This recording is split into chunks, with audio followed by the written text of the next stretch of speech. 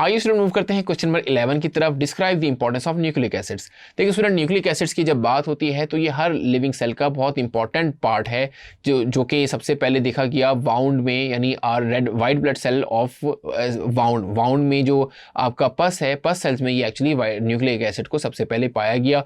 Nucleic acid nucleotides actually की form में होता है और न्यूक्लियोटाइड्स के 3 पार्ट होते हैं हमने देखा। तो इसमें फॉस्फेट ग्रुप होता है, पेंटोज शुगर होती है और नाइट्रोजनस बेसिस होती हैं। तो ये हमने मेन वीडियो लेक्चर में देखा है। फिर हमने देखा स्टूडेंट न्यूक्लिक एसिड्स की 2 टाइप होती हैं, जिसमें डीएनए और आरएनए होती हैं। फिर डीएनए और आरएनए को आप यहाँ पे बता सकते हैं कि उनमें क्या उनका रोल है हमारे लिए। डीएनए का काम क्या है, प्रोटीन को बनाना होता है, सारी जेनेटिक इंफॉर्मेशन उनमें स्टोर होती है, और वो आरएनए को एक मैसेज देता है कि वो प्रोटीन को बनाए। सो आरएनए मैसेंजर का काम कर रहा होता है। तो ये सारी बातें आप यहाँ पे लिख देंगे तो आपका ये क्वेश्चन अच्छे से कवर हो जाएगा। होपफुली आपको ये अंडरस्टैंड हो गया होगा। Thank you.